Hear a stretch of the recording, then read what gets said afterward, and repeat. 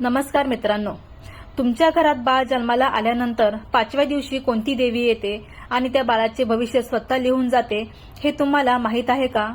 तर आज आपण जाणून घेणार आहोत की मराठवाड्यात अत्यंत श्रद्धेने पूजली जाणारी नशीब देवता, भाग्य देवता, आयुष्य देवता ती म्हणजे सटवाई देवी यांची संपूर्ण पौराणिक कथा, लोकविश्वास आणि त्यांचे गूढ रहस्य. त्यामुळे व्हिडिओ शेवटपर्यंत नक्की पहा. सटवाई देवी ही देवी नवजात शिशु बालकांचे भविष्य लेखन करणारी देवता आहे, असा हिंदू पुराण कथांमध्ये लिहिलं आहे. या आई सटवाई देवी सटवी, सटुआई, सटविका इत्यादी नावांनी ओळखले जाते. नशीब देवता असेही या देवीस म्हटले जाते. सर्वसाधारणपणे बाल अथवा बालिकेचे जन्माच्या 5व्या किंवा 6व्या दिवशी या देवीची पूजा करण्यात येते. असा एक समज आहे की सटवाई देवी ही कोणत्याही रूपाने येऊन त्या बालकाचे विधी लिखित लिहिते. एक कोरा पांढरा कागद व टाक किंवा पेन पूजेच्या ठिकाणी ठेवले जाते. झोपेत हसणाऱ्या बाळास सटवाई हसविते असाही एक समज आहे. मराठवाड्यातील ग्रामीण भागात या देवीची पूजा जास्त प्रचलित आहे. ताई सटवाई देवी मराठवाड्यातील अनेक गावांची ग्रामदेवता आहे. हिच्या देवळाचे सहसा बांधकाम करत नाहीत, फक्त आडोसा असतो. सटवाई देवीचे माहेर मराठवाड्यातील लातूर जिल्ह्यात असून देवी जास्तीत जास्त लातूर जिल्ह्यात संचार करीत असते. देवी सटवाई हिचं नशीब देवता, भाग्य देवता, मृत्यू देवता व आयुष्य देवता या नावांनी ओळखली जाते. सटीचा लेखाजोखा न चुके ब्रह्मादिका अशी एक म्हण या देवीबाबत प्रचलित आहे. देवी सटवाईचे माहेर जन्मस्थान मराठवाड्यातील लातूर जिल्ह्यात असून ते आजही गुप्त रहस्य आहे.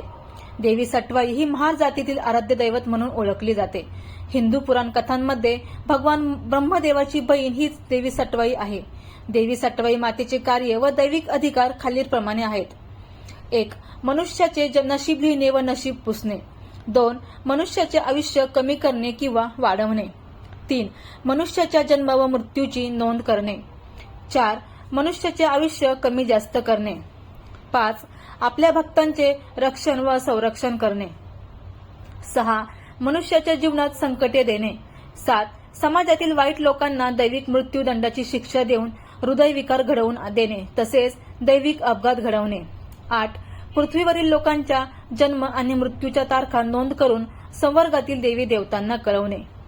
पवित्र हिंदू धर्मसंहितेनुसार देवी सटवाई मातेला मानाचं स्थान आहे. बाळ जन्माला आल्यानंतर 5व्या दिवशी सटवाईची पूजा केली जाते. सटवाई बाळाचं भविष्य लिहिते असं जुने लोक म्हणतात. बाळ जन्माला आल्यानंतर सटवाई बाळाचे रक्षण करते असेही म्हणतात. यामागील माहिती व पौराणिक कथा आता आपण जाणून घेऊया. 1. रिकामा कागद व पेन या पूजेमध्ये ठेवले जाते. सटवाईची पूजा हा जरी वैदिक संस्कार नसला तरी बहुतेक लोक बाळ जन्मल्यानंतर 5व्या दिवशी सटवाईची पूजा करतात. बाळाच्या जीवनातील हा पहिलाच लौकिक विधी असतो. असं म्हणतात की या दिवशी सटवाई कोणत्याही रूपाने येऊन बाळाच्या कपाळावर बाळाचे भविष्य लिहिते. त्यासाठीच एक कागद व पेन पूजेच्या ठिकाणी ठेवतात. याच वेळेस बाळाच्या लगाटीची रेषाही आखली जाते. जेव्हा बाळ मधूनच झोपेत हसते तेव्हा लोक म्हणतात की सटवाई येऊन बाळाला हसवत आहे. सटवाईबद्दलची एक पौराणिक कथा आहे, ती आता आपण बघूया.